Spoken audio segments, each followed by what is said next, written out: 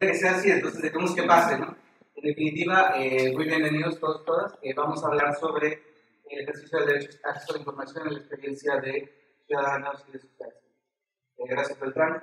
Quiero presentar a Helen Galucha, aunque en realidad muchos ya la conocen, casi todos los que estamos aquí conocen a Helen. Helen es activista de derechos humanos y de transparencia, especializada en derecho a acceso a la información. Actualmente, y bueno, ya desde hace mucho tiempo es directora ejecutiva de Access Info Europe. Y bueno, ella desde hace muchos años está trabajando no solo en España, sino en muchos países de Europa, impulsando este derecho, ¿no? Por lo cual, pocas personas, no dirían solo en España, sino en Europa, conocen de viva voz tantas experiencias de tanto fructíferas como poco fructíferas de acceso a la información, como puede ser Helen, además del trabajo que ha realizado Sociedad Civil en este cometido. Así que la estructura un poco de la sesión va a ser cada uno de los presentadores va a hablar 10 o 15 minutos como mucho. Voy a presentar a cada uno y luego vamos a hacer un espacio donde poder hablar, charlar, debatir, preguntar, en fin, comentar, ¿no? La idea es precisamente generar este espacio para que todos podamos ofrecer algo, ¿no? Y llevarnos algo, ¿no? Agradecer también a los ponentes que olvide, por favor, Borja, olvide incorporarles a la mesa, Borja Mercadeche y Miguel Ángel Blanes, que están con nosotros, así que bueno, muy bienvenidos a todos. Bienvenidos. Muchas gracias, César. Ahora, sí, muchas gracias. Buenos días. Es un gran placer estar aquí y con tantos amigos, amigas y colegas. Voy a hablar brevemente del contexto europeo, global, incluso del derecho a la acceso a la información, y luego para situar la situación actual en España dentro del contexto global, pasando al nivel de España. Yo llevo mucho tiempo trabajando en el derecho a la acceso a la información, unos 25 años ya, y en el mundo hemos ido en este periodo desde tener 15 leyes de acceso a la información hasta 100. Es un gran cambio. Hay un reconocimiento del derecho al acceso a la información como una sine qua non de un Estado democrático. Hemos tenido también un cambio radical. Estamos viviendo, a veces no nos damos cuenta del momento histórico que estamos viviendo con las nuevas tecnologías, incluso el impacto de estas nuevas tecnologías sobre el sistema democrático, como estamos viendo estos días con el escándalo alrededor de Facebook y Cambridge Analytica. Estamos viviendo este cambio, y este cambio, una cosa que uno de los resultados evidentes es que hay expectativas desde la ciudadanía en cuanto a la cantidad de información que deberíamos recibir desde los gobiernos. Y eso también ha sido un impulsor del derecho del reconocimiento, el desarrollo del derecho al acceso a la información.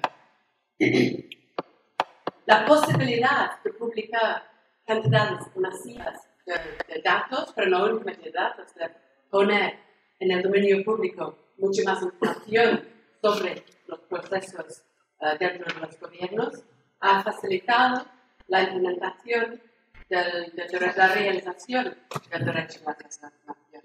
Nuestro derecho de saber cómo se está ejerciendo el poder y cómo se está utilizando el dinero público, que al fin y al cabo es nuestro dinero, nuestros negocios. Hay una demanda. Hay una demanda para poder controlar contra la corrupción, que es una de las grandes utilidades del derecho a la acceso a la información, pero también no es únicamente para controlar cosas negativas, sino también para mejorar las conversaciones, permitiendo una mayor participación de una ciudadanía mejor informada. La decepción que tenemos a veces, hemos hablado de catástrofes, los problemas que enfrentamos, tal vez estamos más conscientes que nunca del de la existencia de la corrupción, de los problemas con la influencia de lobbies de intereses privados y su impacto sobre la toma de decisiones. Y por eso podríamos pensar que hay la crisis de confianza en el sistema democrático que tenemos hoy en día también es resultado de tener mayor conocimiento de lo que está pasando. Y tenemos que ver cómo vamos a vivir ese momento democrático, un reto para la democracia. Pero es cierto que teniendo leyes fuertes de acceso a información y teniendo acceso a más información, es importante para asegurar, para defender derechos humanos y para defender el Estado de Derecho.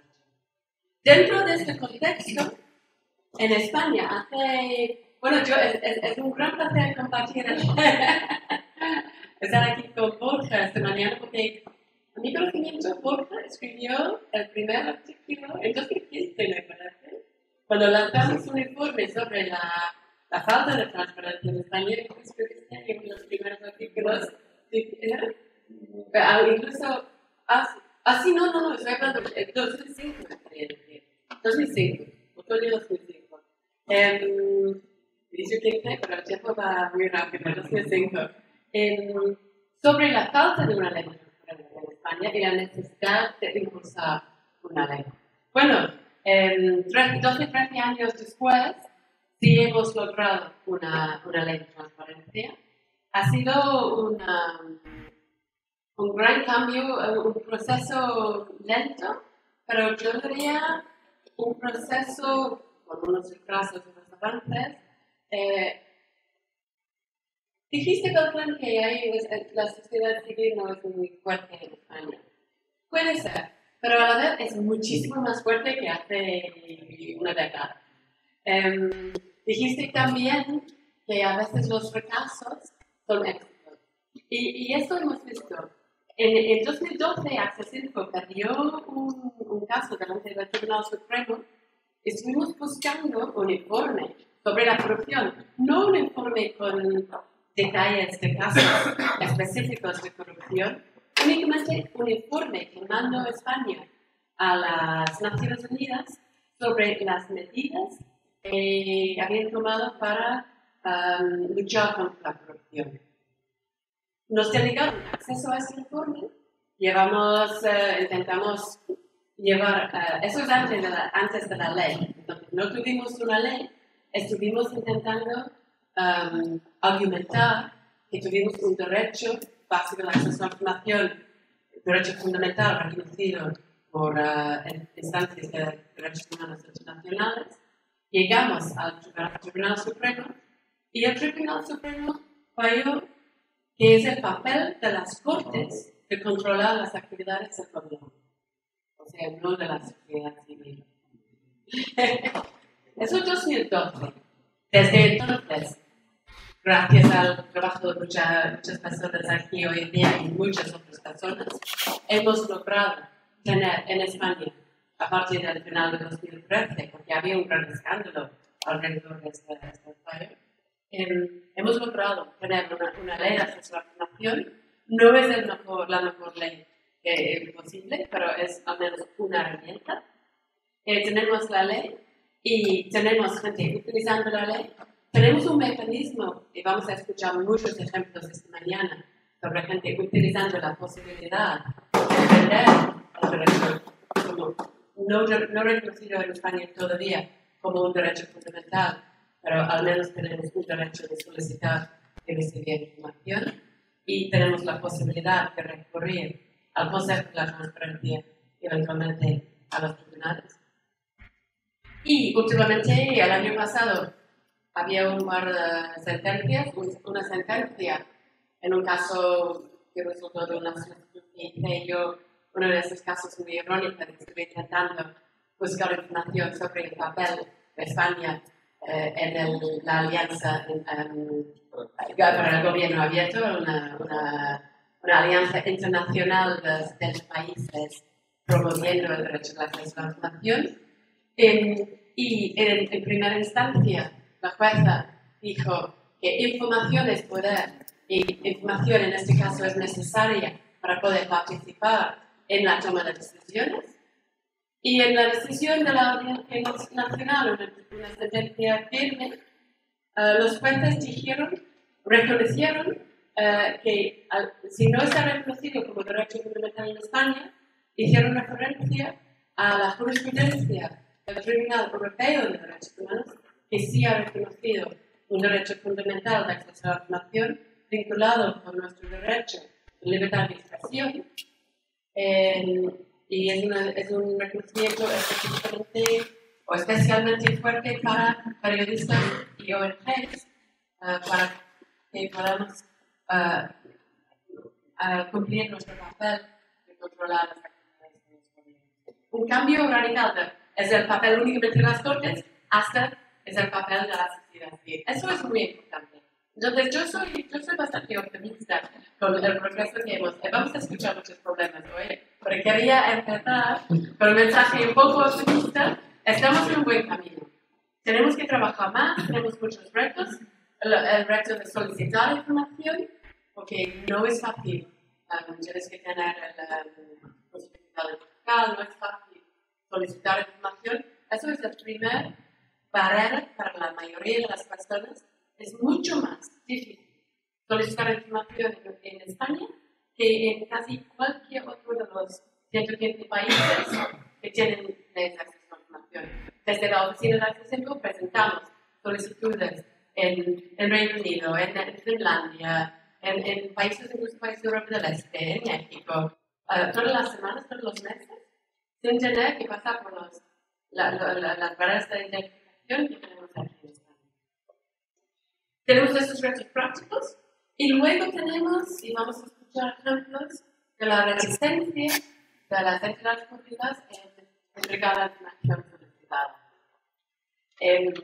Tenemos al menos la posibilidad de recurrir al Consejo de Transparencia y a pesar de una independencia limitada en ley, en la práctica, yo diría que el Consejo de la Transparencia está cumpliendo el papel de un supervisor independiente del derecho al acceso a la información y está evidentemente haciendo un trabajo muy profesional en cuanto a asegurar una buena coordinación porque hay intereses.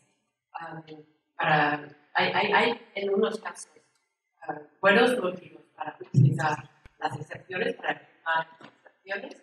A la vez, muchas veces la aplicación inicial de las excepciones es excesiva y el Consejo está tomando decisiones a favor de la transparencia. Una cosa muy interesante es que 80%, más o menos 80% de las impugnaciones del Consejo delante de los tribunales vienen de entidades públicas.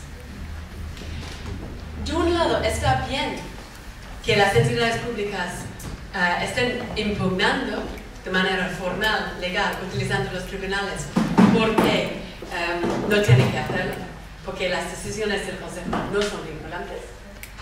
A la vez, es muy interesante cómo estamos viendo un intento de negar y utilizar todas las herramientas legales desde de la administración y gastando bastante dinero en abogados del Estado y abogados en general para intentar no entregar al público información, a veces información que es un poco incómoda para las entidades públicas. Voy a terminar con un par de consejos para las personas aquí. ¿Cuántas personas aquí han presentado ya una solicitud de acceso a la información?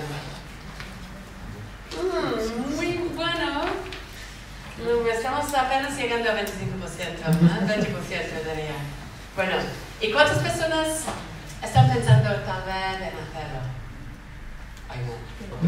Bueno, vamos a tomar el café ya, entonces.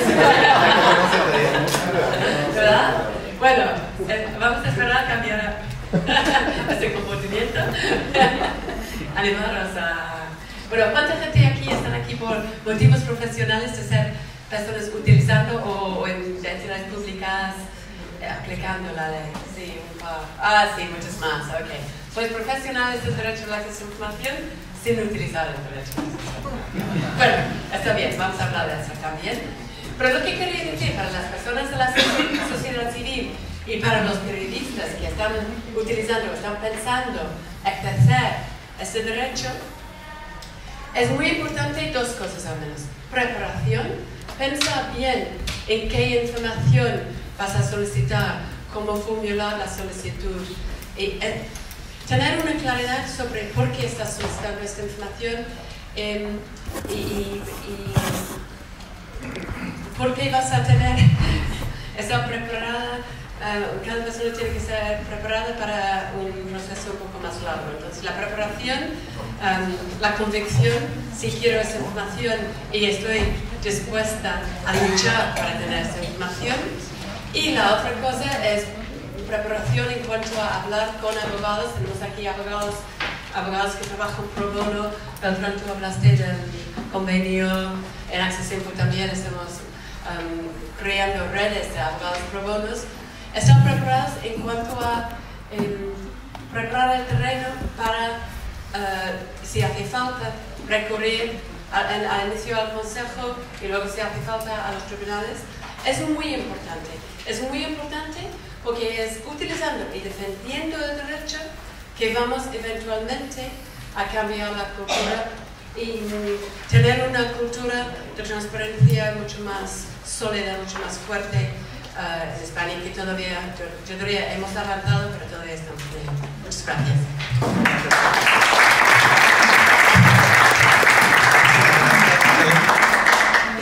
Creo que nos has dado un marco muy bueno para comenzar este debate, esta discusión.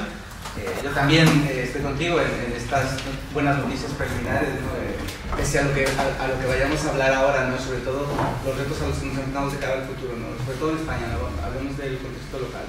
Bien, siguiendo el programa, vamos a presentar a los señores don Jorge Cosvillegas, don Mario Vallejo Muñoz y don Tomás Fernández, abogado, quienes nos van a hablar sobre el caso asociado a la auditoría, bueno, la solicitud de información sobre la auditoría que se solicitó respecto de la Corporación de Televisión Española en la Intervención General del Estado, de la Administración del Estado, de la IGAE, ¿no? Que es la entidad que hizo toda la auditoría. Bueno, don Jorge Cosvillegas es empleado de esta corporación, de la Televisión Española, desde el año 89. Trabaja en el Fondo Documental desde el año 1996 y milita en la sección sindical del CGT de Radio Televisión Española desde hace 10 años. Y desde hace 2 años es delegado sindical de esta institución. Don Mario Vallejo Muñoz es periodista. Hace 10 años ingresó por oposición igual a la Corporación de Radio Televisión Española en el área de medios interactivos, donde trabaja desde entonces. Milita en la sección sindical del CGT de la Televisión Española desde hace 8 años y es delegado sindical desde hace 4. Bueno, además también con un máster en observación electoral y asistencia democrática. Finalmente, don Tomás Fernández es abogado del Ilustre Colegio de Abogados de Barcelona. Es inscrito al registro de abogados pro bono del Consejo de la Abogacía Española, creado a partir de la firma del Convenio de Colaboración con Transparencia Internacional en el año 2011 para el fomento de la abogacía pro bono y defensa de la protección al derecho de acceso a la información. Especialista en Derecho Administrativo con una dilatada experiencia en el seno de la administración local. Además, abogado comprometido en la lucha para alcanzar el acceso de toda la sociedad a la información pública. Muchísimas gracias.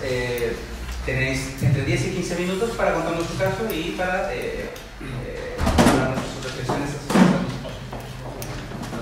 Muchas gracias. Bueno, pues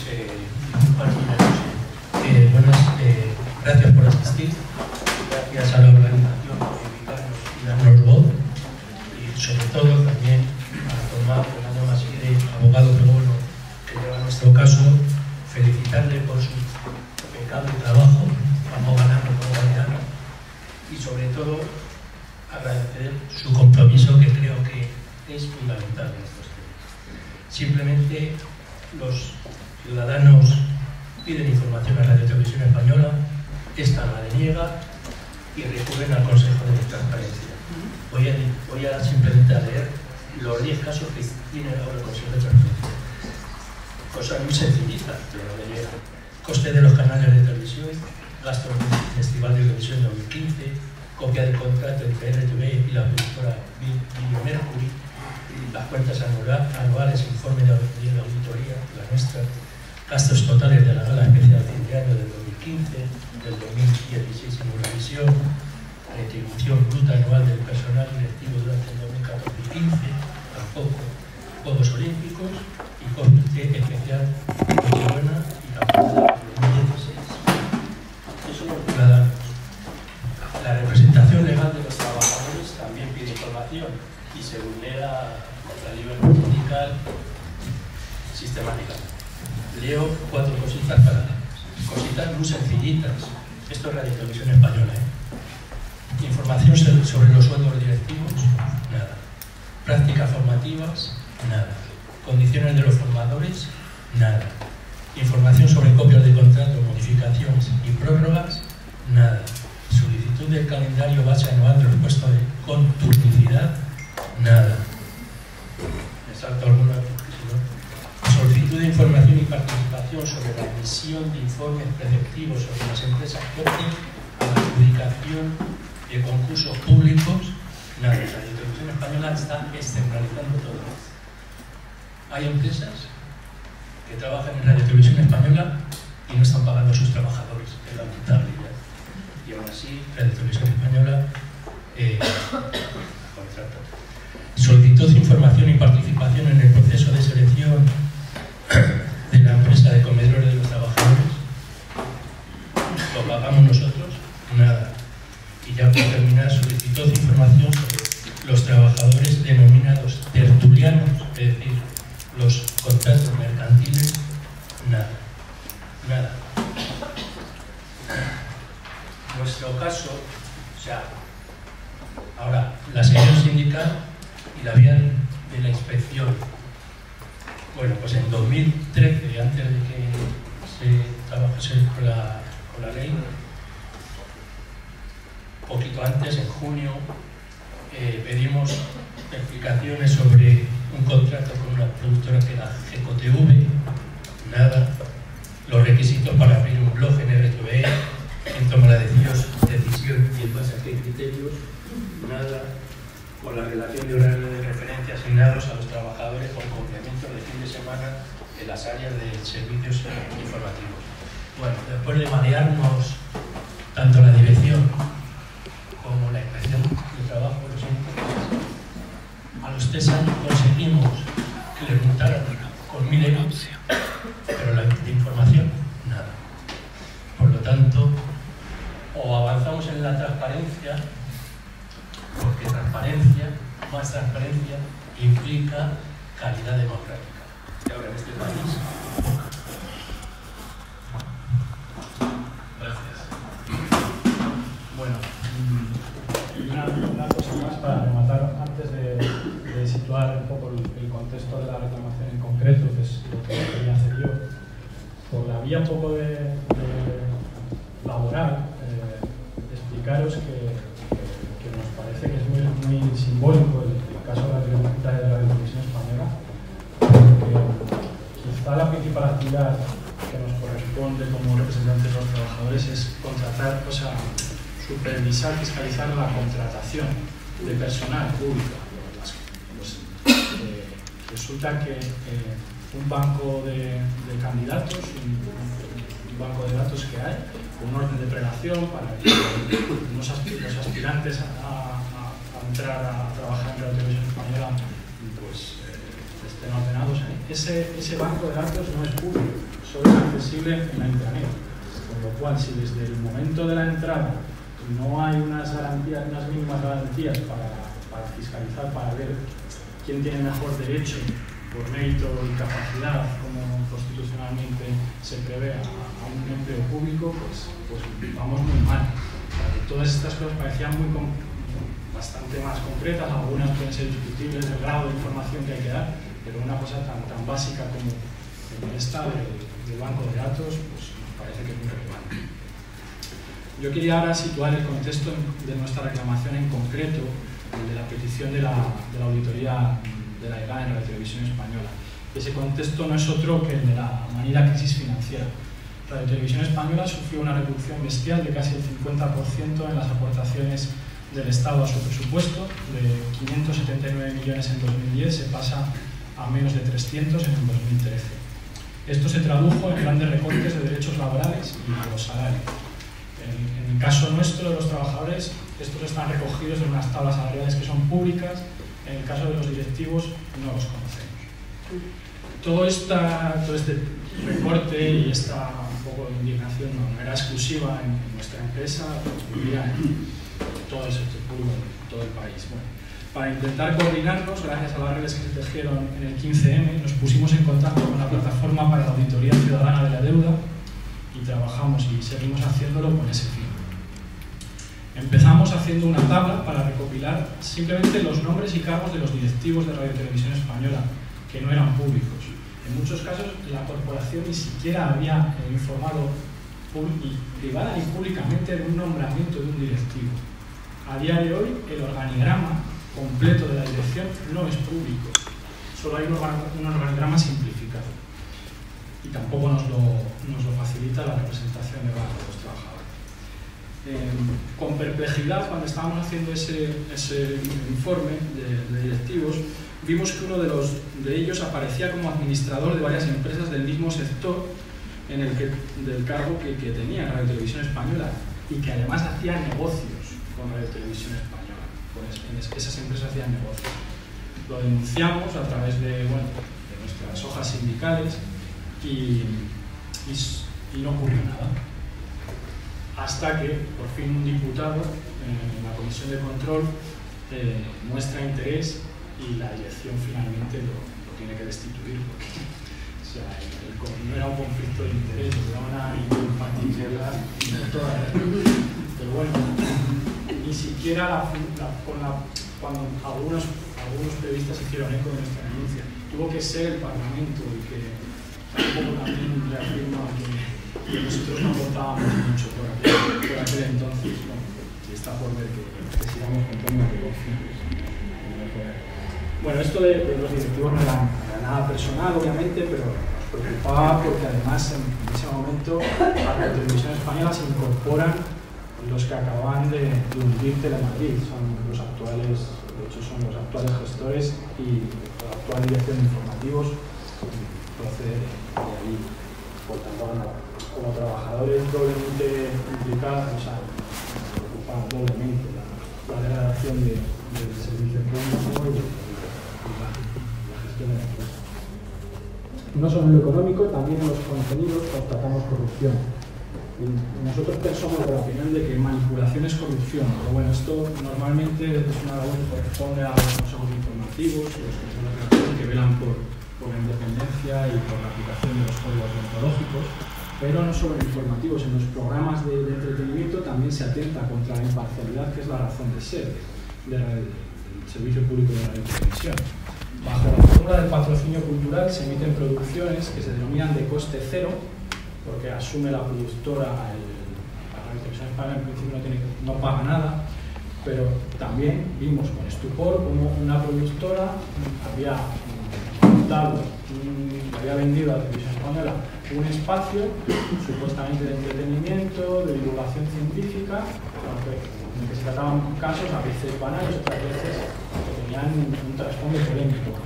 Nos llama la atención un espectador cómo puede ser que solo den la visión del lobby de los transgénicos en uno de sus programas. Bueno, es que la producción la asumía una agencia, la sociedad hermana de una agencia de comunicación, que en ese programa a los únicos que sacaban eran sus clientes.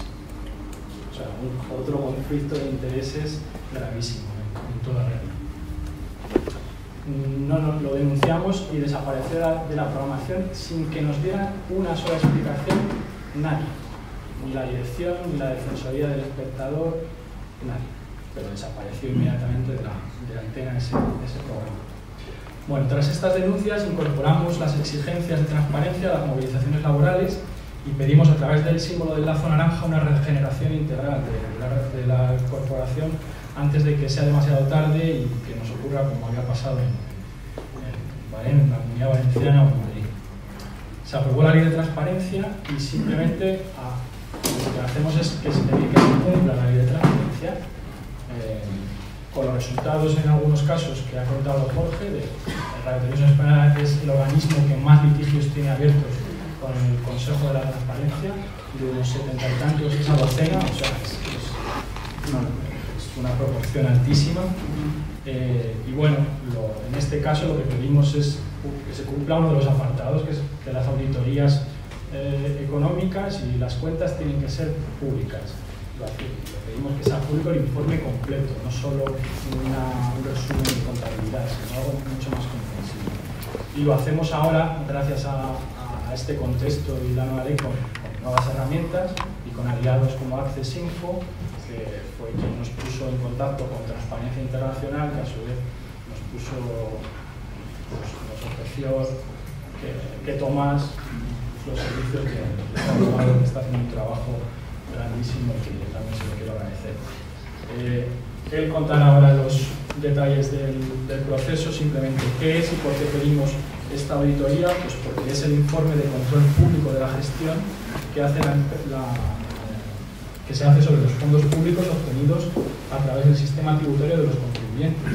Es así de sencillo, una auditoría pública de un organismo público. Además, resulta que estas auditorías siempre se acaban filtrando, sacan a la luz todos los años importantes irregularidades en la gestión, perjuicios económicos para la corporación y trato de favor a un reducido grupo de empresas amigas. En fin, somos muy conscientes de la limitación de esta vía, pero bueno, estamos orgullosos de ir también avanzando en este terreno de la transparencia y de evitar pues, que aquí siempre digan los mismos. Si alguien quiere cualquier detalle más, pues que nos lo comente después y estamos. Sí, buenos días. En primer lugar, gracias a la organización y a los asistentes. Creemos que este tipo de jornadas, de por sí novedosas, deberían ser mucho más habituales en nuestro país para reforzar esa tendencia que salió de la implantación de la nueva ley. Y ciertamente venimos de la nada. Venimos de la nada, como comenta el compañero Jorge. Porque venimos de tiempos oscuros, venimos de tiempos en los cuales el ciudadano sigue siendo un simple administrado, no es un ciudadano, es un administrado todavía, no tiene derecho a conocer ni cómo, ni cuándo, ni de qué forma se utilizan los recursos públicos, ni cómo se adoptan las decisiones que afectan al conjunto de la sociedad. No quisiera que mi exposición fuese un compendio de datos procesales. Me interesa más destacar la utilidad que tiene la abogacía pro bono, que desde mi punto de vista es un gran desconocido en esta sociedad. Hace poco le preguntaba al compañero y colega Beltrán Cambier, le preguntaba si conocía cuál era el número de abogados que tiene este país en materia de transparencia asociada a la defensa de la corrupción y del derecho al acceso a la información. En el Consejo General de la Abogacía, que hay una base de datos de abogados, obviamente nos hemos comprometido a defender sin coste alguno casos como los que plantea Jorge y Mario, y realmente un número todavía aproximado, pero no creo que llegue a 200. La siguiente pregunta que le he hecho, porque eso sí que lo conoce él, es ¿qué casos estamos interviniendo actualmente los abogados pro bono? Es decir, ¿qué casos estamos llevando relacionados con la gestión de la transparencia? Y estamos actuando, parece ser, menos de 10 casos actualmente. Me parece un saldo bastante pobre. Y yo creo que el motivo de esto es que precisamente la sociedad no conoce esta herramienta. Y sabe precisamente además el coste que supone hoy en día iniciar un proceso judicial. Máxime cuando en el año 2011 al legislador se le tuvo la gran ocurrencia en la jurisdicción contenciosa administrativa de aprobar una modificación de la ley reguladora de la jurisdicción en cuanto a la imposición de costas. Eso entiendo que desde el punto de vista, si queremos avanzar en una sociedad más transparente y más democrática, al menos en este tipo de procesos, deberían estar exentas de costas por este tipo de resolución judicial. Porque el ciudadano es el que emprende con su propio peculio y de su bolsillo el proceso judicial correspondiente. La administración dispara con pólvora del rey, como en este caso está sucediendo. No tiene límite. Estamos ya en avance, pero ya casación. Han ya presentado el escrito de preparación de la casación, todavía no se ha admitido la casación, pero bueno, ellos no tienen ningún problema porque tienen todos los recursos. Y con los ciudadanos, antes lo comentaba con mis compañeros clientes, que por cierto es el primer día que nos hemos conocido en persona, dado que vivimos en provincias separadas, y les preguntaba precisamente esa cuestión. En fin, en cuanto al proceso en sí, básicamente la Corporación Radio y Televisión Española viene practicando con contumacia un absoluto oscurantismo en todos los datos relacionados con la gestión del ente, que como bien comentaban ellos, es un ente que además paradójicamente tiene como función principal informar a la sociedad. Por lo cual es un poco un contrasentido que ni los propios trabajadores ni los propios ciudadanos podamos acceder a los datos que supone la producción de programas, etc., el nombramiento de cargos, etc.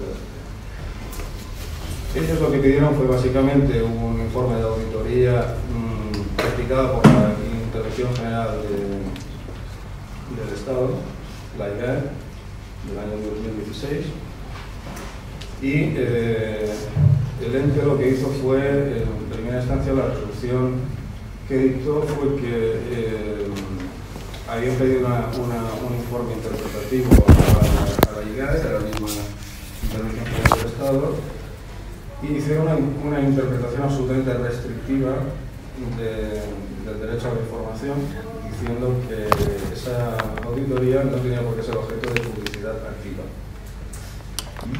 Además, yo creo que ahí les patinó un poco diciendo que por cortesía se le contestó. Por cortesía se le contestó, señor Jorge. O sea, no es un ciudadano, no es un trabajador. Eso fue lo que comentaron. De hecho, lo hemos destacado en el proceso, obviamente, y también la magistrada también ha hecho intervenir este asunto. Y luego lo que venían a alegar básicamente, que es un argumento desde el punto de vista absolutamente inconsistente, es que el peticionario no estaba legitimado para exigir al ente que diese publicidad de esa información. Y no estaba ejerciendo, a su vez, porque eso es lo que ha venido rebatiendo constantemente y se lo han tumbado ya en dos instancias, que no estaban propiamente ejercitando el derecho del artículo 12, el derecho general de acceso a la información a través del 24. Decían que no era un ejercicio efectivo del derecho a la información. Eso es lo que han venido sosteniendo a lo largo de las sucesivas instancias y anteriormente en la sede del Consejo de Transparencia. Por cierto, desde aquí quiero agradecer su espléndida labor. Me parece que hay alguien en el público, según me han dicho. Quiero agradecerles que sé que con los pocos medios que tienen están haciendo como la lluvia fina, está calando una nueva filosofía en la sociedad de la mano de sus resoluciones, de sus espléndidas resoluciones. Va abriendo camino. Y en este caso la resolución que dictaron en el caso de mis clientes también puedo decir que sienta una serie de hitos y de premisas que va a subrayar, ¿no? Por ejemplo, que el derecho del artículo 12 es un derecho general que afecta a todos los ciudadanos, que las sociedades mercantiles con capital íntegramente público están sujetas de pleno derecho tanto a publicidad activa como a publicidad pasiva. Por tanto, están sujetos a los dictados y obligaciones que les marca la ley de transparencia. O sea, no son un ente aparte, son administración pública. Y por tanto también, a su vez, que los fondos públicos que administra la Corporación Radio y Televisión Española son cuentas públicas, forman parte, por tanto, del derecho a la información, porque supone el manejo de esos fondos supone un interés general para que los ciudadanos puedan conocer en qué se gasta el dinero de la corporación. Esta fue básicamente el contenido de la resolución del Consejo de Transparencia y Buen Gobierno, que a su vez reprodujo la sentencia que se dictó por parte del Juzgado Central Contencioso Administrativo número 4, que vino a desestimar plenamente las pretensiones del ente público y a reforzar, como no cabía de otra forma, la resolución del Consejo de Transparencia. Venía a reconocer efectivamente que el señor Jorge Cos había ejercitado su derecho a la información, que no cabía otra forma de entenderlo, porque incluso el Consejo de Transparencia había llevado a cabo un procedimiento administrativo. Por tanto, en términos de derecho administrativo, cuando hay una solicitud y hay un procedimiento y luego hay una resolución final, había efectivamente un procedimiento que se ha seguido. No existía en el caso del solicitante de aplicación y los límites que establece el artículo 14 de la ley, ni le afectaba ningún tipo de oposición de protección de datos, que por cierto, lo que comentábamos antes, que se las sabe todas, pues en tema de protección de datos, Bertrand sabe mucho de eso también.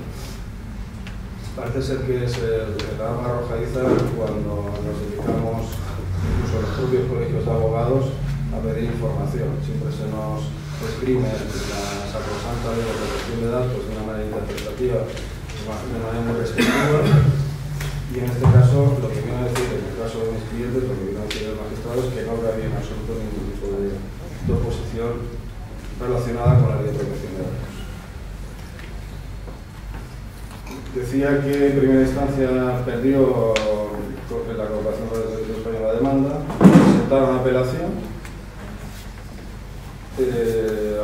que tuvo resolución mediante sentencia de la Audiencia Nacional del 3 de octubre del año pasado.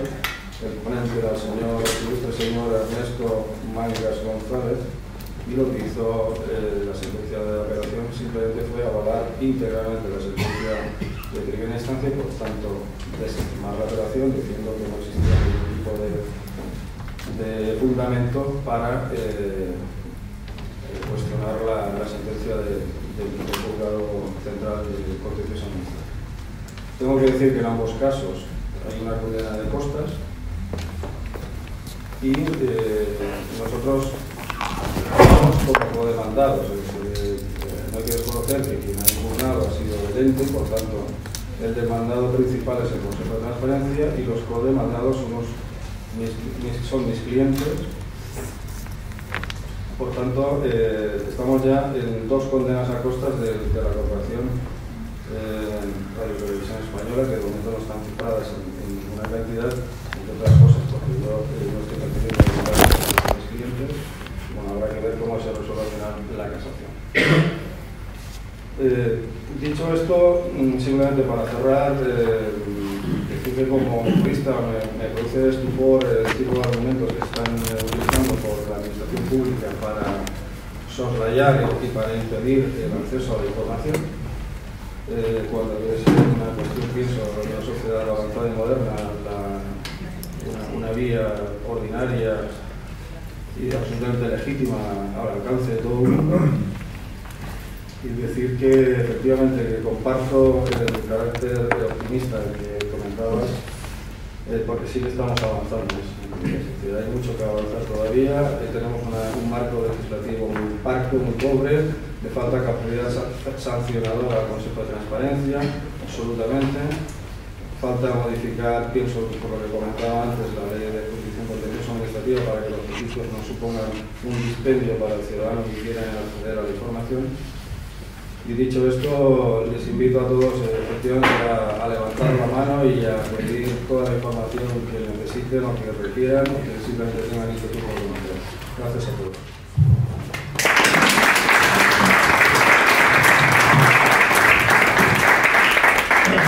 Muchísimas gracias por Radio y demás por estar aquí con nosotros. Realmente un placer que hayan compartido con nosotros su experiencia. Desde luego hay mucho camino por recorrer y sobre todo con organizaciones como Radio Televisión Española que de verdad nos están mostrando ser, dar efectivo cumplimiento a esta ley de transparencia en transporte público que es. Bueno, tenemos con nosotros a Borja Vergadeches, abogado y periodista. Él es director de innovación del Juego Centro, un grupo de prensa que actualmente es el que tiene mayor difusión en España. Entre otros logros, Borja ha liderado la puesta en marcha del nuevo Centro Media Lab y es responsable de impulsar la estrategia digital y de los proyectos de innovación de esta compañía. Abogado y periodista, ha sido subdirector digital, corresponsal en Londres y redactor jefe internacional en el diario ABC y además ha escrito El Correo de Bilbao, El País y La Nación de Buenos Aires. En el ámbito internacional, Borja es miembro del Consejo Asesor para Europa del Comité para la Protección de Periodistas de Nueva York. En 2011 publicó Wikileaks Confidential sobre las implicaciones de las filtraciones para la prensa y la diplomacia internacional. En el ámbito académico es profesor actualmente de periodismo en la Universidad de São Paulo CEU de Madrid y da clases de periodismo de ABC en la Complutense. Es licenciado por Derecho por la Universidad de Deusto y máster en Relaciones Internacionales por la Universidad de Columbia de Nueva York. Bienvenido, Borja. Creo que nos vas a hablar un poco, igual, aplicando a esta lógica del contexto, este contexto mundial que nos está dominando, con esta emergencia de la posverdad y tantas filtraciones que han existido a nivel mundial. Cuéntanos un poco cuál es tu visión de este... Está bien. Gracias. En primer lugar, muchísimas gracias. Gracias a Transparencia, a Beltrán por su incesante activismo digital, a Ana y a todo el equipo que estáis empujando todo esto. Voy a justificar un poco mi presencia aquí y luego efectivamente lo que os iba a proponer es dar un pasito para atrás y poner un poco de contexto, porque yo creo que la clave para el optimismo es precisamente ver las cosas con contexto y con perspectiva, ¿no? ¿Por qué estoy aquí? Pues un poco gel, pero vamos, allá por 2007 yo volví a hacer un máster en Estados Unidos en la Universidad de Columbia, iniciaba una prometedora carrera en el periodismo justo en el momento en el que el periodismo dejaba de ser una industria muy rentable para convertirse en otra cosa, y volvía con la convicción clarísima de cómo puede ser que España no forme parte de la corriente intelectual, global, legal y democrática que era tan fructífera y dinámica en Estados Unidos, ¿no? Entonces, con esa experiencia en torno a la Freedom of Information Act, todo el movimiento por la luz, como digo yo, todo el movimiento Sunlight que hay allí, bueno, pues desde aquí periodismo y me interesé por el tema. Yo creo que hay un par de momentos fundacionales en la arqueología de todo esto interesantes que está bien recordarlos. En 2009 la Embajada de Estados Unidos en Madrid organizó un viaje sobre la Freedom of Information Act para una mezcla de académicos, periodistas y sociedad civil que fue muy iluminador. Aquello nos permitió comprobar al volver, es un dato certero, yo creo que en aquella legislatura 2009, de 350 diputados y diputadas en el Congreso, solo encontramos una que sabía de lo que le hablábamos cuando hablábamos de transparencia. El desconocimiento era total. Entonces, bueno, hay otro momento que fue también, creo que en el otoño de 2009, o 2010, no me acuerdo. No, está bien. Sí, era por ahí. Por ahí. Una reunión en Madrid fue una encerrona al entonces presidente Rodríguez Zapatero, literalmente, además, en la reunión de la Sociedad Interamericana de Prensa, un foro de editores latinoamericanos e hispanos que aquel año se reunía en Madrid. Los entonces directores del País y de ABC, Jesús Ceberio del País y Ángel Expósito de ABC, trajinamos un poco con Moncloa para que aquel fuera el momento en el que el presidente Zapatero, por primera vez en el acto de clausura, se comprometiera a aprobar una ley de acceso a la información y la transparencia. En un acto, me acuerdo, con Sol Gallego Díaz del País, con Ángel Expósito, con periodistas que, bueno, que era la primera vez que no solo hablábamos en público, escribíamos, sino que encima pues, hicimos un poco de presión institucional. Y de aquello hasta hoy, ¿no? Entonces yo no vengo aquí en calidad de especialista, de practitioner, no estoy en la pelea del día a día y me permite ver con esa perspectiva la transformación cultural radical que encierra y que alberga todo el movimiento para la transparencia y que hace ya unos años que se está poniendo de manifiesto con muchísimas dificultades y lentitudes en España, pero yo creo que es brutal. Yo en 2007 llegué a un país absolutamente huérfano y desprovisto de todo esto y 10 años después estamos aquí y hay un montón de cosas.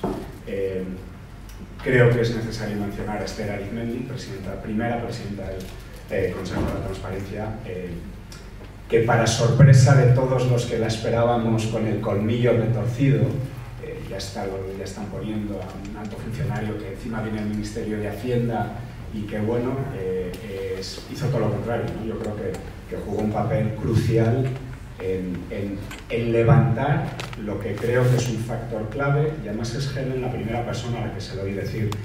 La clave en todo esto es la función pública, son los funcionarios, son los empleados públicos. La experiencia comparada, que es Helen quien nos la trajo un poco, lo indicaba claramente, ¿no? Los periodistas podemos señalar temas, la sociedad civil, ¿no? Pero es desde la función pública donde está la revolución política. Dicho todo esto, quiero dar un pasito para atrás y hablar de tres fenómenos que creo que han convergido, que explican lo que está ocurriendo y que han tenido muchísima influencia e impacto en el periodismo. Vengo aquí un poco en calidad de periodista, de lo que soy, y creo que es interesante contarlo. Voy a intentar decirlo rápido, pero tienen que ver. Uno fue el fenómeno que converge, por así decirlo, en el 15M, de aceleración de las reivindicaciones democráticas de una sociedad muy cabreada en el contexto de la crisis y de la Europa de la austeridad. Eso ejerció inevitablemente, aceleró mucho el proceso. El PP llega al gobierno en el 2012, heredan un borrador de ley de transparencia. Nadie se daba muy por enterado ni se sentía muy interpelado, pero empieza a emerger una España convulsa. El 15M me parece una parte, no digo que fuera, pero bueno, simboliza un poco muchas otras cosas en muchos otros ámbitos políticos, de hecho, de una reclamación de limpieza, una operación política, una operación limpieza en la política española. Eso en el periodismo tuvo un impacto. Os voy a señalar los tres fenómenos de impacto que creo que han tenido, que fue ver nacer a una nueva generación de medios militantes, ¿no? De medios activistas, de medios con una agenda muy clara, que es una transformación relevante e interesante porque ha ido cambiando el ecosistema. El segundo fenómeno que se mezcla un poco en esta tormenta perfecta creo que es la era de las filtraciones. Nos volvemos a 2010, un tío australiano con acento raro y pelo blanco empieza a filtrar y a publicar en alianza con grandes diarios de este planeta, filtraciones a una escala que en principio hasta ahora no habíamos visto, los diarios de la guerra de Afganistán, los diarios de la guerra de Irak, y en septiembre de 2010 los cables cifrados secretos que los diplomáticos de Estados Unidos por el mundo enviaban a su cuartel general con todo tipo de comentarios que nunca debieron haber salido a la luz sobre un montón de cosas en el mundo. Esta eran las filtraciones, aquello eran los albores, son las primeras coberturas que arrancan en Twitter. Yo recuerdo, además decían siempre los viernes por la noche, y era una faena, porque era como, joder, un viernes por la noche a las 9 de la noche no lancéis los temas, porque tenía una explicación, es que el partner inicial era The Speaker, una revista alemana, esta de los sábados. Es un juego bastante divertido. Los trenes y los camiones se iban filtrando portadas de la revista. Esta era, si la cuantificamos un poco, tiende a la aceleración permanente y al infinito. Vamos a ver muchas más filtraciones, mucho más grandes. Wikileaks fueron 750.000 documentos, y por documentos entendemos líneas de documento Excel, que encima ninguno tenía la categoría tóxica. Esto a Sams le fastidia mucho, yo lo decía en el libro aquel que hice, me pusieron un poco en la lista negra, pero sabéis que hay una clasificación de secretos con 4 categorías en Estados Unidos, Top Secret es la mayor, ninguno de aquellos documentos era Top Secret, que se va a hacer. En 2013 viene Edward Snowden, un perfil diferente, dicen que uno de los programadores más habilidosos que ha pasado por las filas de la inteligencia norteamericana, y esta vez ya filtra 1.7 millones de documentos, sumando los documentos de Estados Unidos, de Reino Unido y de Australia, todos con categoría Top Secret, que convulsionan las entrañas y de los aparatos del Estado, de la gran potencia, bueno, la todavía y cuestionadamente gran potencia mundial, porque afectaba realmente a las actividades de la National Security Agency, de su agencia de inteligencia más grande, más importante, más sensible, y a toda una alianza secreta, no secreta, pero una alianza de espías de gobiernos democráticos que habían elevado a un nivel de sofisticación digital el espionaje maravilloso. Y lo digo, no tengo el ejemplo, pero sabéis que Internet no está en la nube. Internet discurre por cables de fibra óptica que atraviesan mares y océanos, y para mí es el gran mapa que explica el mundo en el que vivimos. Lo podéis encontrar. Y la inteligencia británica, por ejemplo, literalmente habían dicho, oye, ¿cuál es el embudo por el que pasan todas nuestras comunicaciones digitales? Telefónicas, digitales, cuando compramos, cuando escribimos, cuando tal, esos cables. Pues llevaron los chivatos a la puerta del cable y literalmente espiaban toda comunicación digital en aquellos embudos donde discurre. Más tarde llegan los papeles de Panamá. Es de naturaleza diferente, pero son 11 millones de documentos.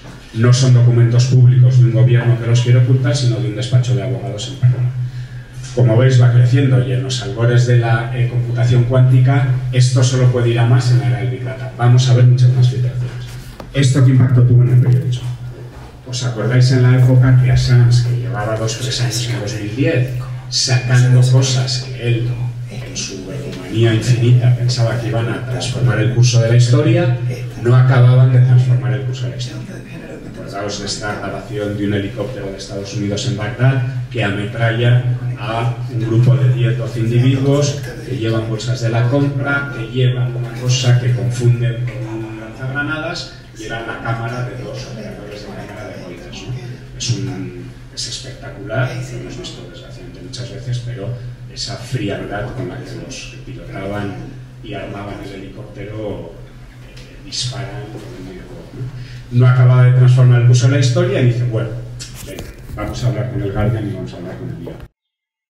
Aquel trabajo transformó bastante las redacciones. Pensad que hay un buen día que un corresponsal de Bruselas del Guardian, llega a la redacción con un CD-ROM y dice, oye, acabo de estar con un tío bastante raro que me dice que aquí dentro hay secretos que van a cambiar el curso de la historia y me ha dado este password en esta servilleta. Yo me acuerdo, entrevisté al jefe de sistemas, fueron al informático, el jefe, oye, a ver, no sé, algo con esto, a ver qué sale. Es interesante lo que salió. Y eso transforma las relaciones en el sentido de que ya hay muchas grandes exclusivas que antes discurrían por un sobre que llegaba al despacho del director, un gran periodista como Pulitzer, daba horas a escribir un tema de 5.000 palabras, ahora es diferente. Ahora tienen que venir los informáticos, los programadores, tienen que venir los diseñadores, tienen que venir los infografistas y tienen que venir los redactores especializados para, entre todos, extraer sabia periodística, historias de lo que no deja de ser un Excel con 250.000 líneas, llena de acrónicos y de jerga militar, que era el report que al final del día las unidades militares enviaban por conductos cifrados, pero era ininteligible para cualquiera de nosotros. Pero no sus corresponsales, que habían estado dos operaciones, por así decirlo, y bueno, esa metodología periodística es un poco diferente. Eso en las redacciones. Además, emerge una moda que es el periodismo de datos. Ya los periodistas entendemos, digo yo y hago risas con colegas, somos la última profesión en abrazar el Excel. Si hay alguna que se resista, me interesa, pero realmente hemos sido en las redacciones la última profesión en abrazar el Excel en sus usos más básicos. Pero bueno, el periodismo de datos es una serie de colegas que se especializan en desarrollar habilidades de tratamiento de datos, de interrogar periodísticamente no a un grupo de fuentes, sino a una base de datos. De verdad, Jesús Escudero, que viene después, seguro que os va a contar un montón de cosas, y emerge una nueva faceta o especialización en el periodismo, algunas redacciones incorporando y surgen muchos proyectos tipo startup para hacer este tipo de proyectos. La tercera y última tendencia, la Acción Democrática no la austeridad, con la era de las filtraciones aceleradas hasta el infinito, creo que es la era de la desinformación. Y digo era de la desinformación, y esto iba a hacer un no es la era de las fake news, es la era de la desinformación. La Comisión Europea convoca un grupo de expertos sobre desinformación, tiene cosas controvertidas, cosas interesantes, pero hace mucho hincapié en que hablemos de era de las y no de eras.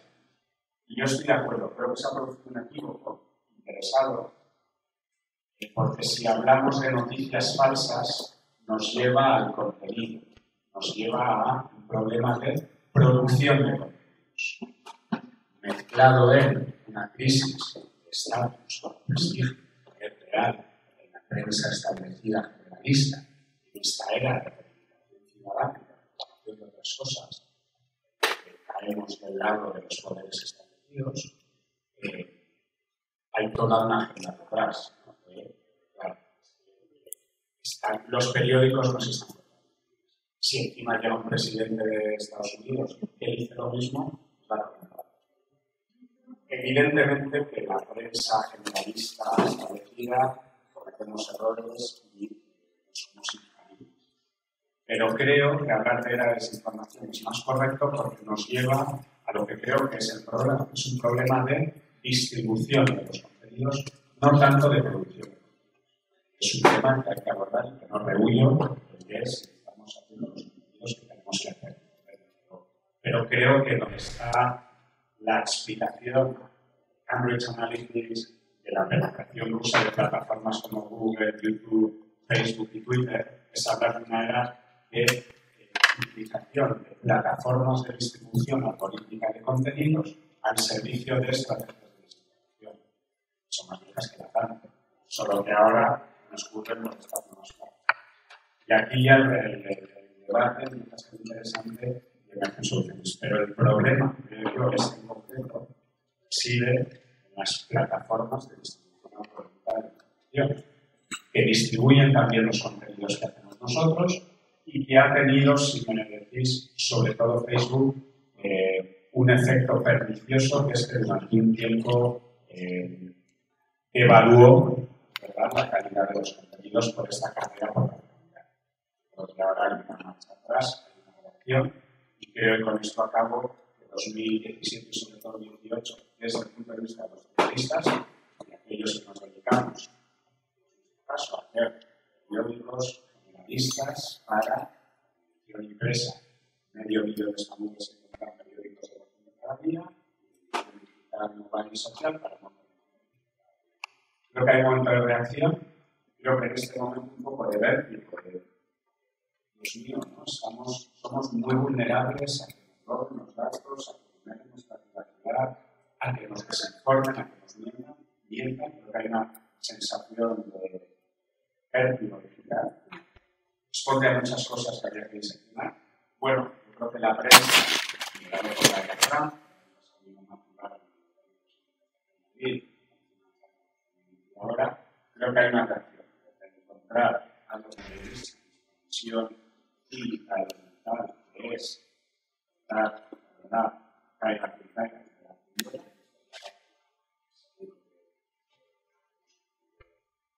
seguro que tenemos que aportar el mensaje y debatirlo con nosotros, pero creo que serán todas las circunstancias para que prensa, sociedades democráticas, plurales, avanzadas e informadas, reubiquemos un poco este papel del periodismo en esta era turbulenta. Retos para nosotros, pero creo que también los dos tenemos la oportunidad de decir, hoy día hay muchísima oportunidad. Y la prensa, una cosa de la otra, más política, hay para todos y una calidad media alta, creo que muy razonable. Y está el reto ahí, ¿no?, de reivindicar ese papel, esas fábricas de contenidos, de los principios ontológicos, algunos de los casos que estamos haciendo, en esta era, por otro lado, fácil. Y en este contexto, estas tres tendencias, es donde en España se está produciendo esta lenta revolución a la que nos silenciosa.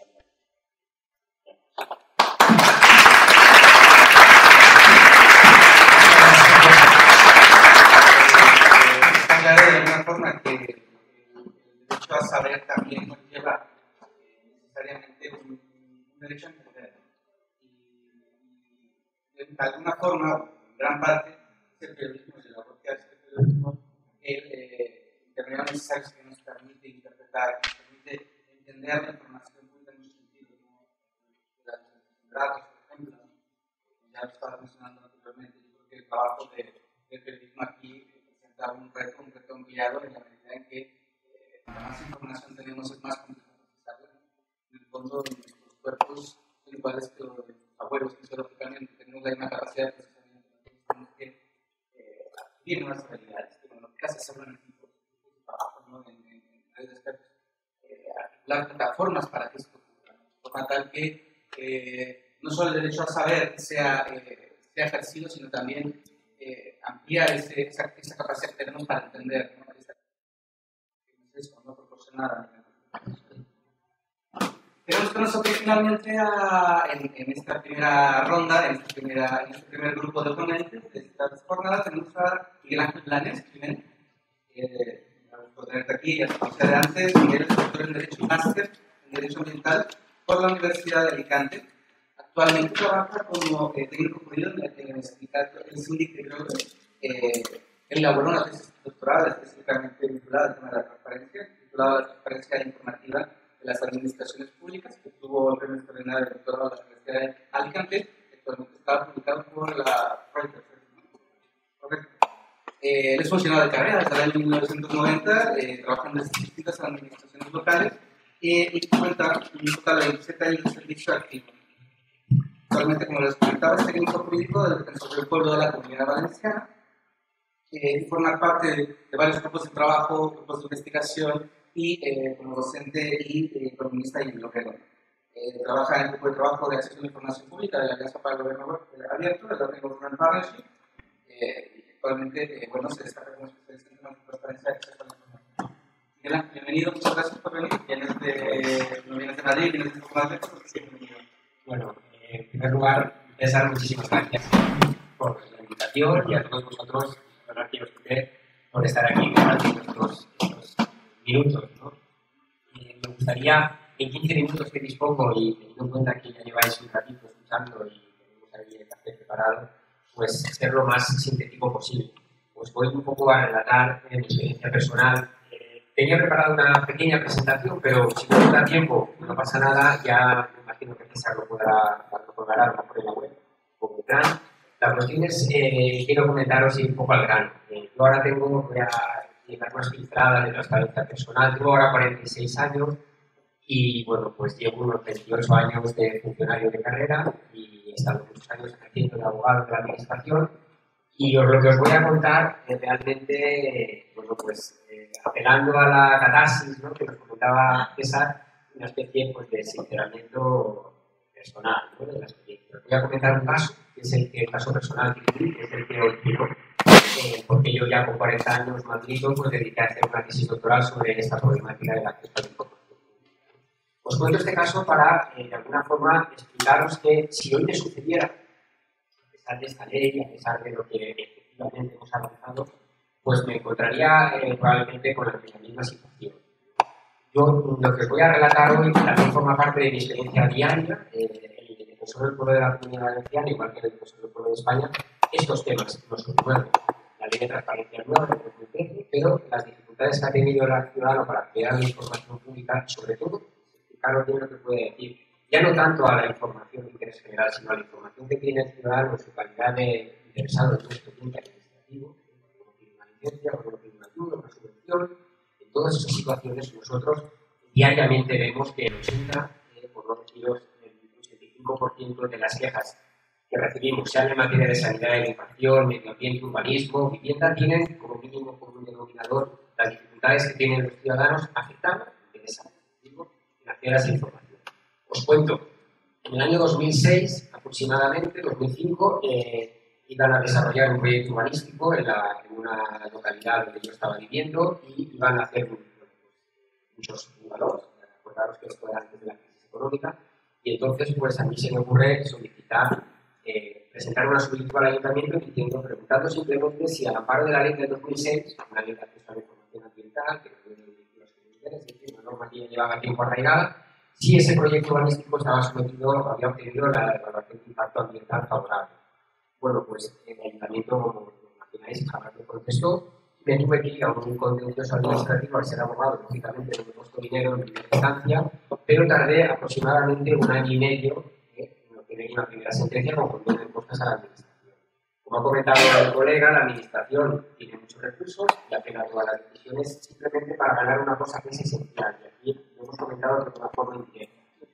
García de Terrilla, que es uno de los maestros del derecho administrativo, ya decía que una justicia tardía es una de las mayores injusticias. Y a veces llegamos a la información después de acceder a la justicia, pasando antes a lo mejor por la transparencia, pero llegamos tan tarde llegamos al año y medio, a los 2 años, incluso más, esa información, la utilidad que tiene, bien sea periodística, bien personal, ha quedado prácticamente desactivada, es decir, no sirve. Con lo cual, una de las estrategias mejores en esto de la información pública ya no es tanto denegarla como retrasarla. Para eso la ley de transparencia da muchos instrumentos. Pues os cuento, en aquel caso de año y medio, el Ayuntamiento apeló al Tribunal Superior de Justicia, que volvió a tardar más o menos 4 años, y cuando pasaron 2 años y medio, el Ayuntamiento todavía no me quiso contestar. Me tuve que volver al juzgado a plantear un intento de ejecución de sentencia para que el juzgado obligara al Ayuntamiento. Afortunadamente, tuve la suerte de que en el 2008 entró España en una grave crisis económica, con lo cual aquel proyecto urbanístico, que aproximadamente estaba valorado en unos 2 millones, 3 millones de euros, pues dejó de tener financiación, entró en crisis, y finalmente el Ayuntamiento sí que me contestó y me dijo que ese proyecto nunca había sido sometido a evaluación de impacto ambiental favorable. Con lo cual, lo que os vengo a decir, este mismo problema aplicando ahora la ley de transparencia del 2013 y casi las 12 leyes autonómicas que tenemos, pues me encuentro con que hay una disposición adicional que dice que en materia de acceso a la información ambiental la ley de transparencia se aplica de forma supletoria. Con lo cual, me tengo que ir a la ley del 2006, es decir, a la misma que yo tenía antes, en la que me dice que tengo que ir a recursos administrativos tradicionales, no puedo utilizar la reclamación tan famosa que sabemos todos al Consejo de Transparencia Estatal, que sigue entendiendo que no cabe en materia de información ambiental esa reclamación. Y luego me encontraría con una jurisdicción como esta contenciosa que está lastrada por una falta de medios y por un retraso impresionante. No nos engañemos, a la administración, al poder público, lo que no le gusta es que le controle. Y cuanto más tarde se controle, indudablemente mejor y más cómodo se siente. Como decía mi colega, en el 2011 vino ya un golpe mortal, que ni siquiera en la época franquista eso sucedía.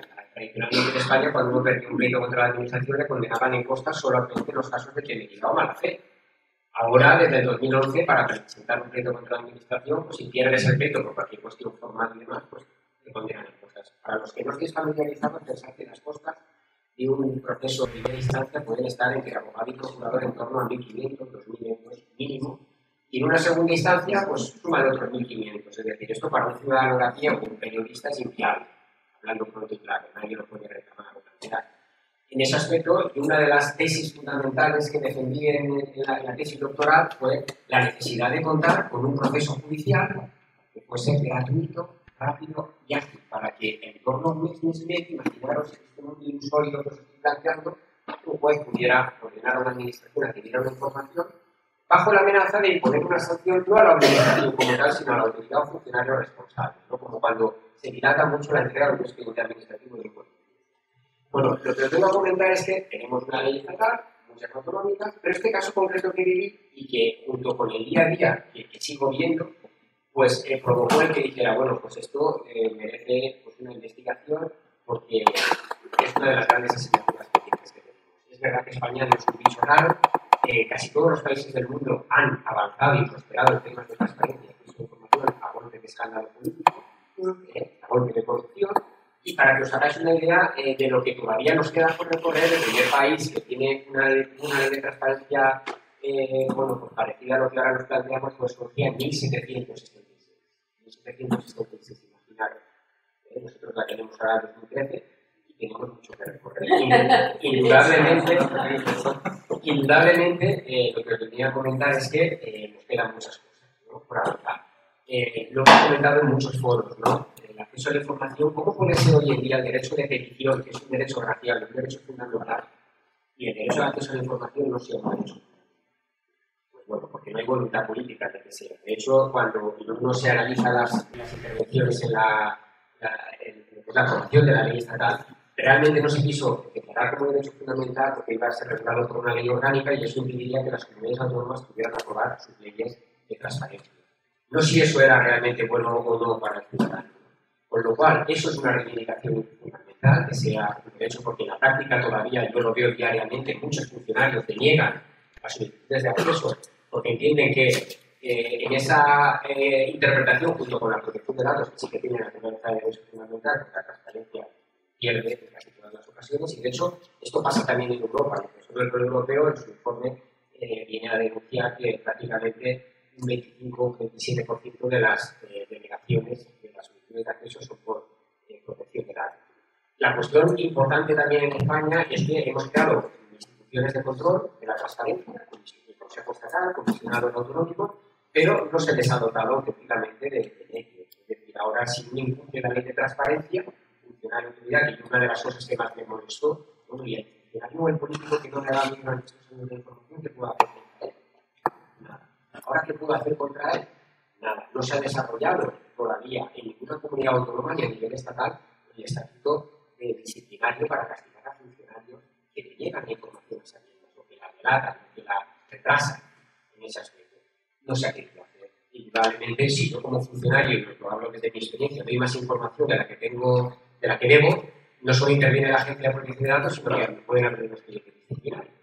En cambio, al revés, si no doy información, pues no me puede pasar nada porque no está la sanción tipificada en ninguna norma con rango de ley. No se ha hecho desde el 2013 y por lo que veo, pues los propios funcionarios se resisten, no resistimos, ¿no? En ese aspecto. Deciros también que el Consejo Estatal de la Transparencia y los autonómicos se encuentran con que cuando dictan una recomendación, una resolución, pues la administración a veces no la cumple y no tiene posibilidad de sancionar o de castigar esos cumplimientos ni de tampoco imponer medidas coercitivas para que esa información fluya y se dé rápidamente. Y en ese aspecto, comentaros al hilo del caso que luego han habido, y ahora tenemos problemas, perdonad que vaya un poco así motorizado, pero son 15 minutillos y quiero contaros bastantes cosas, es el problema que nos encontramos también de disparidad de criterios. Por ejemplo, una de las virtudes que para mí más malignas ha tenido la ley de transparencia en 2013 fue esa disposición adicional primera que vino a decir que ni siquiera un interesado en un expediente administrativo puede hacer uso de la ley de transparencia. Tiene que ir a la ley 39 de 2015 y en materia que haya legislación específica de forma superior de la ley de transparencia. Nos encontramos con que hay materias en las que la reclamación no se puede presentar. De hecho, por ejemplo, el Consejo Estatal de Transparencia, si es en materia ambiental, no te la admite. Si es un concejal o un diputado, que es una persona que ha sido designada para representar a los ciudadanos, entienden que es una legislación especial la que nos regula y por tanto tampoco admite la reclamación. Y luego pasa también cualquier interesado en un expediente administrativo. Si usted tiene la ley de proyecto administrativo, no puede presentar la reclamación. Afortunadamente, en España hay otras instituciones autonómicas, otros consejos, como la CAIC en Cataluña, el Consejo Valenciano, donde tienen un criterio mucho más protector de la transparencia. Es decir, admiten la reclamación en cualquier materia, que es lo que debería ser. De hecho, lo trágico es que esto ya se ha admitido por un grupo político en la tramitación de la ley y se dijo que esa disposición iba a generar muchísimos problemas y que esa remisión a la legislación específica debería haber siempre que esa legislación específica fuera más garantista que la propia ley de transparencia. Todo esto, el problema es que te das cuenta de que muchas de las instituciones que hemos detectado se detectaron o se denunciaron en la tramitación de la ley. Lo que pasa es que no hubo voluntad, ni ha habido luego tampoco voluntad política en otras leyes de intentar subsanarlo.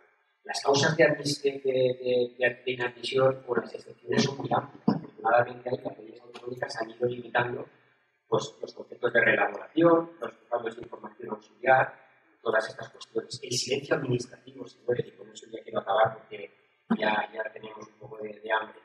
El silencio administrativo negativo en la ley de 2013, ¿no? Todavía negativo. Claro, realmente yo que si he defendido a la administración durante muchos años, pues es perfecto. ¿Por qué? Porque no te obliga a contestar, con lo cual, claro, le dice si quiere recurra, y luego el sistema jurisdiccional está de tal manera diseñado que yo, aunque en la vía administrativa no le haya dicho al ciudadano por qué motivos le niego la información porque me he callado, luego en la vía jurisdiccional puedo explicarlo, puedo decirlo. El ciudadano se va a un contencioso a ciegas.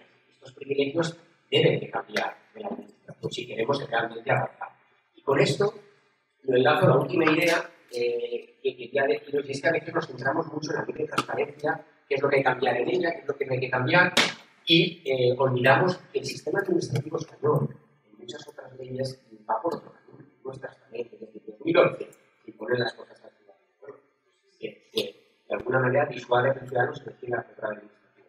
La flamantemente estrenada ley de contratos de 2017, bueno, pues tiene una directiva europea de 2014 que es curioso porque en un considerando en el 122 decía que el ciudadano, en cuanto contribuyente, algún tipo de legitimación tendrá a la hora de poder decir algo de un contrato administrativo que se financia y se paga con dinero público. Bueno, pues a pesar de ese considerando, la directiva se olvidó luego de reconocer algún tipo de protagonismo, y lógicamente la ley nuestra estatal solamente reconoce acceso a la información contractual a licitadores y las personas que se presentan. Entonces dice, bueno, ¿estamos o no estamos navegando, no la ley de transparencia, sino todas las leyes del sistema administrativo en la misma dirección? Luego la ley 39 de 2015, acordaros, también hace poco estrenada, por posibilidad de ley de transparencia, introduce una definición de expediente administrativo que se carga muchísima información, porque dice que no forma parte del expediente, notas, borradores, los típicos posits, que es cuando uno lleva experiencia en la administración, da muchísima más información de la vida de ese expediente. Aquí han habido ya catedráticos que han denunciado que ese artículo es inconstitucional por lo que pone de limitador de la información, que además se puede destruir. Y esto lo enlazo con la reivindicación que están haciendo los archiveros de la gestión documental. ¿Cómo vamos a poder ser transparentes si no tenemos ninguna ley que a nivel estatal diga cómo se debe de gestionar la información en una administración, cuándo se debe de destruir, en qué momento los correos electrónicos, un montón de dudas que surgen que no están legisladas ni a nivel estatal ni a nivel autonómico? Y la última punto que os quería decir era algo de que a veces tienes la duda de si realmente avanzas algo o no, porque Helen comentaba la ley del 2012, la sentencia del Tribunal Supremo, que además fue escandalosa porque venía a decir eso de, oye, usted no está pidiendo acceso a la información, sino está haciendo aquí como una interpelación política de qué es lo que está en su información. Pero encima les impusieron 3.000 euros de coste, como diciendo, cuidadito y no vengas a pedir más información porque te vas a ir arruinando. Bueno, pues el otro día comenté una sentencia de la Audiencia Nacional del 2017 de junio, en la que frente a la petición de unos representantes legales de los trabajadores que querían una copia del contrato de AENA con ENAIRE, es decir, dos empresas 100% públicas, pues la Audiencia Nacional, la sala de lo social, que existe otra cosa, porque a veces en la sala contenciosa los magistrados sí que son especialistas, pero la sala de lo social, el derecho administrativo, pues tampoco son especialistas, pues vino a decir que, oiga, que el representante legal del trabajador tiene los derechos de acceso a información que le reconoce el Estatuto de los Trabajadores. Ahí en el Estatuto de los Trabajadores no se dice nada de copias de contratos públicos, solo aquello que afecta a los intereses, que los sindicatos no pudieron demostrar que ese contrato les podía afectar a sus relaciones porque nunca lo pudieron ver. Y entonces la Audiencia Nacional dice que la ley de transparencia dice que sí, que en publicidad activa se ve publicidad de todos los contratos, pero también interpretaban que no la copia íntegra del contrato de la web. Esto a veces es una duda que se plantea mucho. Entonces dice, bueno, yo contrato con fulanito, pero no tengo que fusilar la copia del contrato en el portal de transparencia. Bueno, pues esa sentencia que hace 4 meses que se ha dictado de la Audiencia Nacional, a unos representantes legales de los trabajadores les sigue negando el derecho a acceder a un contrato suscrito entre dos entidades públicas. Con lo cual, es una muestra más de ejemplos reales de lo que todavía podemos organizar 1000 charlas como estas y decir, oye, qué bonito, vamos por el buen camino, por supuesto, pero de lo que realmente todavía está pasando en el día a día, ¿no? Y con eso ya no quiero extenderme más porque si no, vamos, tendría muy Muchas gracias por estar aquí.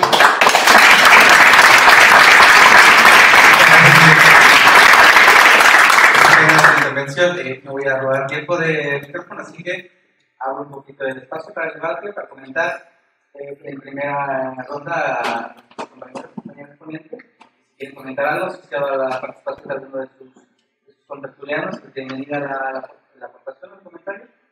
Karen, ¿estás viendo tus notas? Sí. Bueno, realmente, unas preguntas, pero estoy totalmente de acuerdo, respondiendo a los comentarios, es que sí, absolutamente, tenemos muchos problemas prácticos, en la práctica, muchos detalles de la problemas con la ley, hemos mencionado, yo creo que uno de los principales problemas en este canal, el equilibrio con privacidad, que no es un problema solo en España, es un problema que tenemos en toda la Unión Europea. No tenemos bien definido todavía definida la relación entre estos. En este caso, estuvimos ayer en un acto en el Consejo de Transparencia con la Agencia Española de Protección de Datos, hablando de si se puede tener o no información básica sobre procesos de toma de decisiones con los nombres de las personas. Y no hay nada.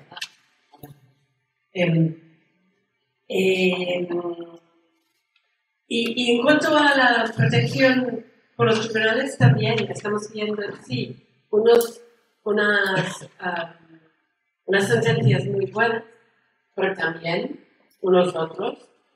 Hay un homicidio, me parece, de la Fundación Sirio, donde sí han podido conseguir acceso a la información, pero únicamente desde 2014, desde la entrada en vigor de la ley. Eso viene un poco de la nada. Pero eso es un problema muy grave si la transparencia en España empieza en 2014. No estamos intentando llegar a 1666, pero un pelín atrás, al menos. Entonces sí hay un problema de voluntad política que tenemos que reconocer. Hay muchos detalles, problemas en la manera de desarrollar el espíritu de la ley que tenemos que arreglar. El reto para cualquier solicitante de acudir a los tribunales en cuanto a tienes que pagar al procurador. Son 300, 500 cada instancia. Eso es el problema para la bueno, si puedes organizar eso, por favor, porque estamos pagando más en procuradores que en abogados en este momento. Vale, correcto.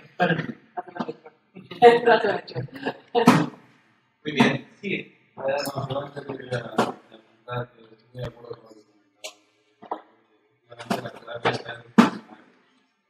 Y no olvidemos los procesos también funcionarios. Sí. Por parte tenemos experiencias de padres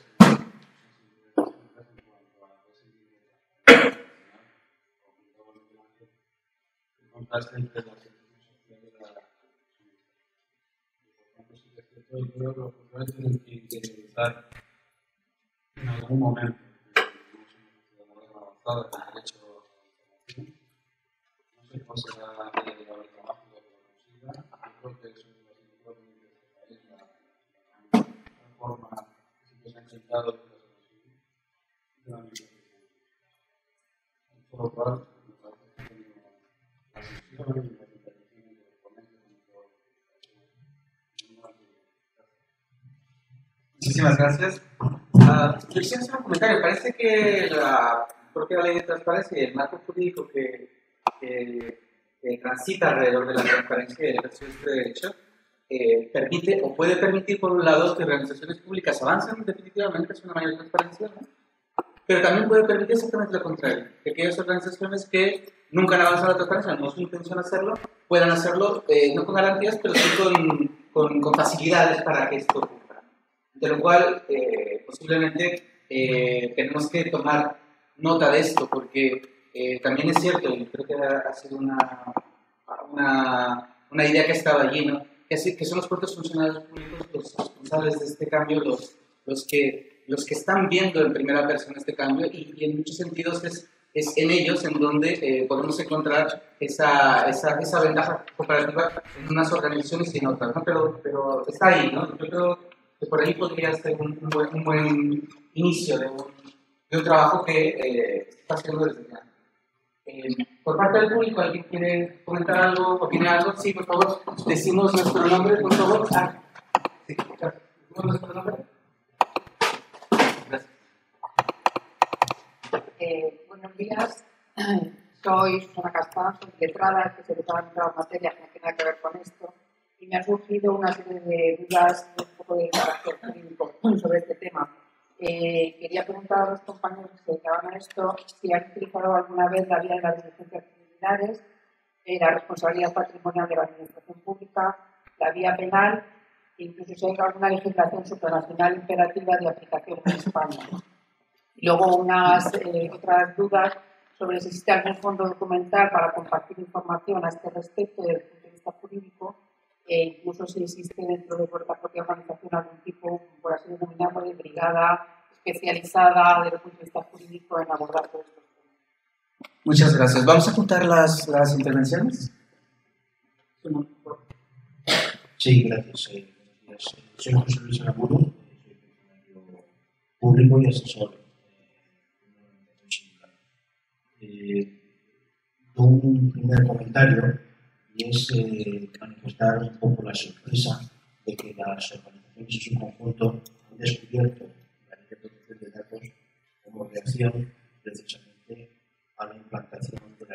transparencia, porque parece que nunca habían tomado en consideración la importancia de la protección de datos hasta cuando han podido ver de que de forma efectiva se les podría exigir este comentario irónico que me disculparán que haga. Pero he visto que en varias intervenciones se ha señalado la importancia para hacerse sobre el papel que debe desarrollar el funcionario público.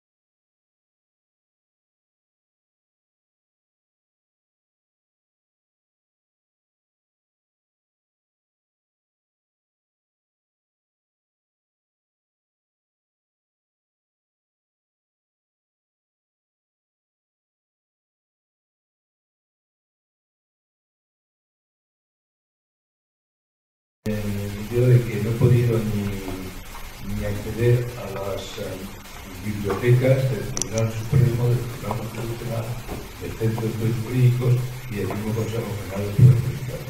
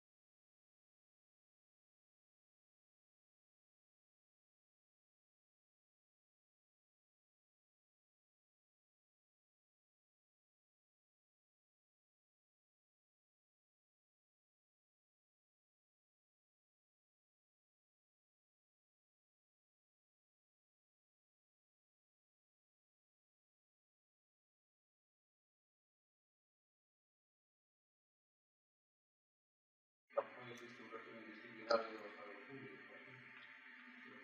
puede ejercitar la responsabilidad patrimonial, obviamente, cuando se determina que hay un perjuicio de la administración correspondiente, pero por mi experiencia profesional se ejerce en muy pocas ocasiones el crecimiento de la vía de regreso.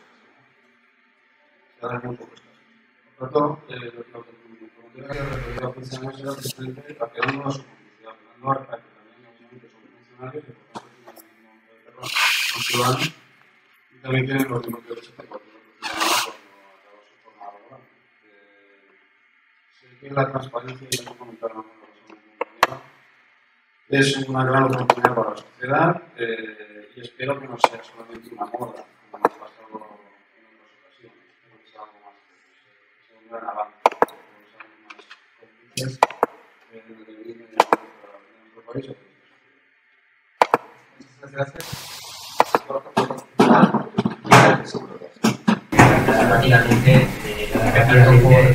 empezando por lo que comentabas tú, bueno, pues sí que prácticamente, bueno, pues ya efectivamente hoy en día Google es el mejor buscador, que si quieres Google, pues enlaza casi todo, pues ahí pues vas a encontrar a, bueno, no solo blogs, sino también foros, los consejos para la transparencia, los consejos económicos cada vez aglutinan más información y más guías, estoy hablando de los temas de transparencia, acceso a la información. Para encontrar delitos criminales y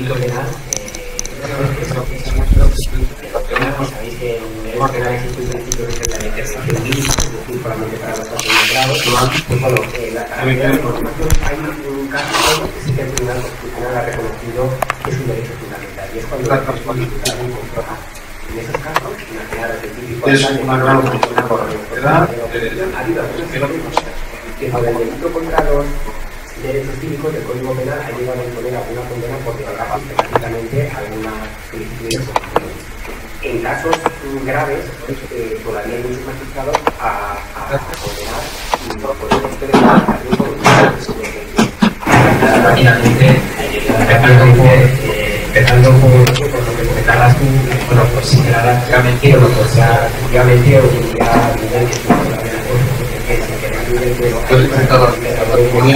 enlaza casi todo, pues ahí pues vas a encontrar a los blogs y también a los transparencia, los económicos a la vez, claro, las guías, se han dado delito penal, sabéis que en el derecho penal existe un principio que es la interpretación mínima, es decir, solamente para los casos más graves, pues bueno, un caso que sí que el Tribunal Constitucional ha reconocido que es un derecho fundamental, y es cuando la transparencia también por otras oportunidades. En este caso, Es una gran oportunidad para la sociedad.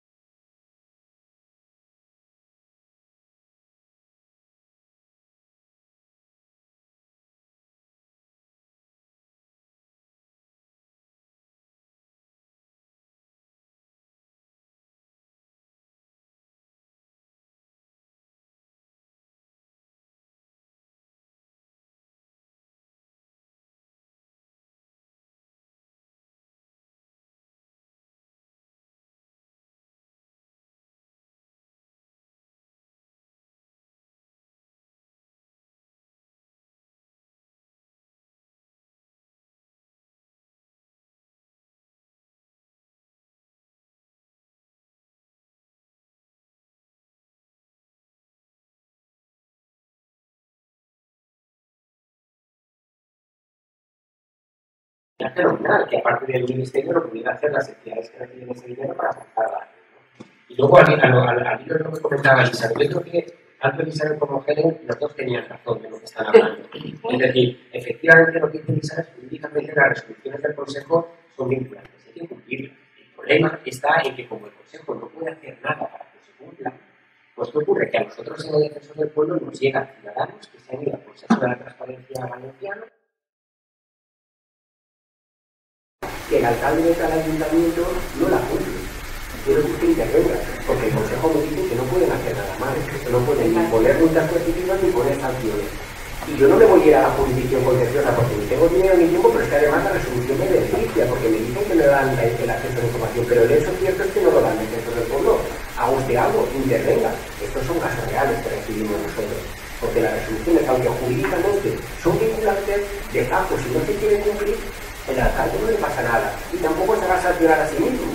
Con lo cual, pues, el ciudadano se encuentra diciendo, bueno, ¿qué pasa? Y un último apunte que sí que también es importante que conozcáis, y es el problema que se conoce también al ciudadano de un montón de instituciones, ¿no? Porque a veces... Es que yo creo, he pedido que la... Luego, al libro que me comentaba, yo creo que al cancelar como los dos tenían además es decir, efectivamente los instituciones llegan a ver la resolución del Consejo y poquito atrás el problema está en que la información y la ley se va a abrir expedientes si no va a abrir expedientes. Llega a la administración para que actúen, a que hagan algo, porque muchas de esas solicitudes hacen que el alcalde de cada ayuntamiento no la tiene una voluntad que la quiere intervenga, porque el Consejo le dice que no pueden hacer algo mal, que no pueden ni poner unas coercitivas ni poner sanciones. Y yo no me voy a ir a la jurisdicción contenciosa porque tengo dinero en mi tiempo, pero es que además la resolución me beneficia, porque el día le dan a usted la información, pero el hecho cierto es que no lo dan el Defensor del Pueblo. A usted algo, intervenga, es un caso real de recibimos porque la realidad los jurídicamente son vinculantes de facto, si no se quiere cumplir, el alcalde no le pasa nada. Y los campos se van a sancionar a nosotros. Con lo cual, pues, el ciudadano se encuentra diciendo, bueno, ¿qué pasa? Y un último apunte que sí que también es importante de la calle, es el problema que se conoce también al ciudadano que uno no dispara para las que aparte que no pueden hacer las instituciones. Es que yo creo que he pedido al libro que me comentaba los dos tenían es decir, efectivamente los instituciones llegan a ver la resolución del Consejo y poquito atrás el problema está en que la información y la ley se va a abrir expedientes si no va a abrir expedientes. Llega a la administración para que actúen, a que hagan algo, porque muchas de esas solicitudes hacen que el alcalde de cada ayuntamiento no tiene una voluntad que la quiere intervenga, porque el Consejo le dice que no pueden hacer algo mal, que no pueden ni poner unas coercitivas ni poner sanciones. Y yo no me voy a ir a la jurisdicción contenciosa porque tengo dinero en mi tiempo, pero es que además la resolución me beneficia, porque el día le dan a usted la información, pero el hecho cierto es que no lo dan el Defensor del Pueblo. A usted algo, intervenga, esto es un caso real de recibimos que la realidad los autos jurídicamente son vinculantes de facto, si no se quiere cumplir, el alcalde no le pasa nada. Y los campos se van a sancionar a nosotros. Con lo cual, pues, el ciudadano se encuentra diciendo, ¿qué pasa? Y un último apunte etcétera, la agencia suma, ¿no? La agencia que vela por el cumplimiento de la ley de datos, la agencia comisionada de la información en el sentido. Y la respuesta de un legislador fue: eso es una anfibología ontológicamente imposible. Tuve que ir a mirar el significado de anfibología y de ontología, que ya no me acordaba. Anfibología es un doble sentido que es imposible. En la mente de un legislador, vista además la Comisión Constitucional, donde las paredes respiraban esa tradición administrativa napoleónica, estaba cortocircuitando su cerebro de jurista con la mera idea de que una misma agencia administrativa pudiera ser garante de ambos derechos, con lo cual ya es directa, es un tema de esta tradición, bueno, que va cambiando, porque yo creo que esto, como he dicho, es el germen de una revolución dinámica. Luego está la cultura administrativa. Porque, para volver al tema de los funcionarios, no es solo el funcionario individuo. Si vemos en otras latitudes, el espacio de autoridad y autonomía del funcionario, porque entendemos de la lógica administrativa con respecto a la política, está muy asentada y desde el generar Reino Unido, con todas sus perversiones. He estado trabajando 4 años de corresponsal, por eso, por ejemplo, lo conozco un poco mejor, pero había ministros que te contaban anécdotas que decían muchísimo, ¿no? En los ministerios británicos, el que llaman secretario, que sería el secretario general, manda un huevo, pero a niveles, ejemplo, ministro de Asuntos Europeos, que había llegado el jueves por la noche de un consejo en Luxemburgo, todavía éramos hermanos europeos, el viernes por la mañana, como buen diputado británico, le tocaba irse a su circunscripción, interesante, a recibir señoras y señores contándoles sus vidas. Decía, jo, yo había llegado a las 1000 de Luxemburgo, había ido a quedarme y tenía que ir a pasar el fin de semana en la oficina del partido en un pueblucho. Y llega el secretario general del BESC y dice, oye, viceministro Francis, voy a ir en el coche oficial porque es que no llego, que a las 4 recibo una señora que es la 5ª vez que va a venir a contarme, una anécdota real, que ella vive en el número 13 de su calle, es supersticiosa y que lleva toda una vida pidiendo que le cambien a 12 bis. Imaginar el viaje mental de este ministro, ¿no? Y llega Francis, el secretario general del ministerio, y dice, coche oficial, son -4, yo creo que llega usted al tren de las 3.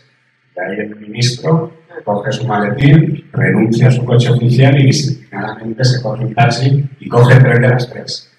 El ámbito de autonomía es una anécdota que me gusta mucho mayor que en este país. Tenemos un problema mucho aquí debajo, ¿no? De cómo está la lógica funcionarial administrativa no política y donde mete las manos la política no administrativa.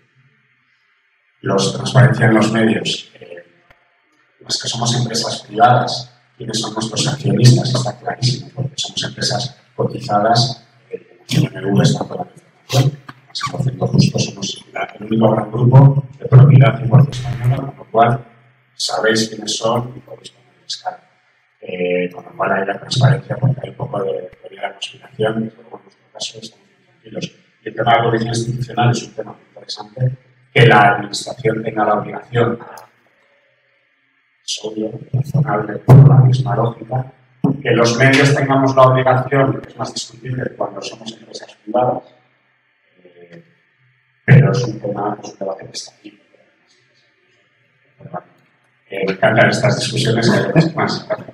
Gracias. Una última intervención de Helen, porque tenemos ya un poco de retraso. Sí, gracias.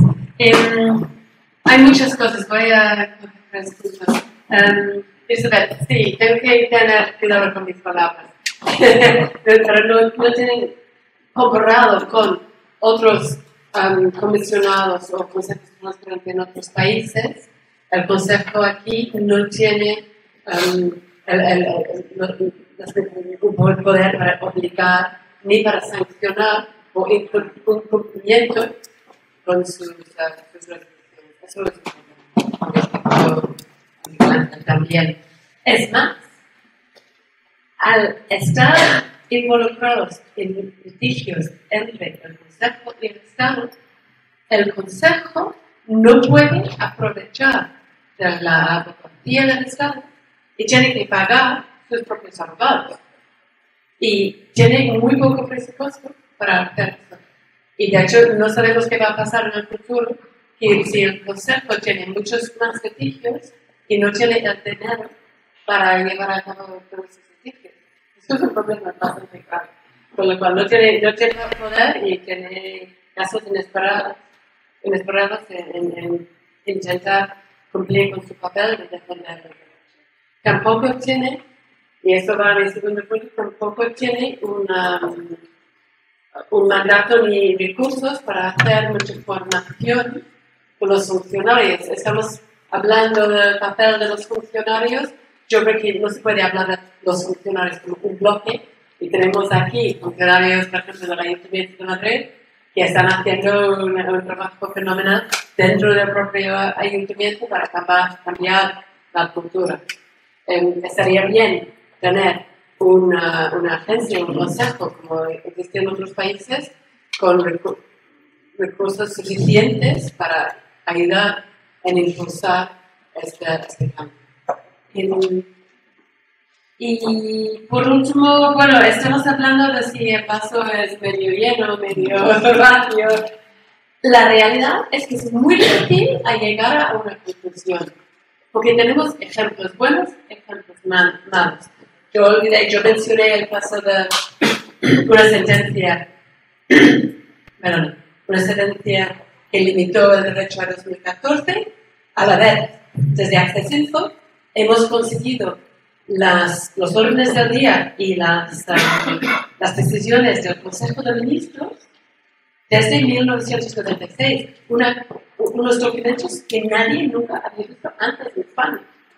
Con lo cual, ¿en qué conclusión deberíamos sacar de todo eso? Bueno, yo creo que lo hemos dicho, estamos avanzando, pero tenemos muchas cosas por hacer, y lo bueno de este tipo de evento y la posibilidad de debatir entre las personas que están dedicando mucho tiempo y esfuerzo a lograr este cambio es que se puede definir mejor las prioridades para el próximo periodo para seguir. Ojalá seguir. Muy bien, pues, gracias, un aplauso a todos.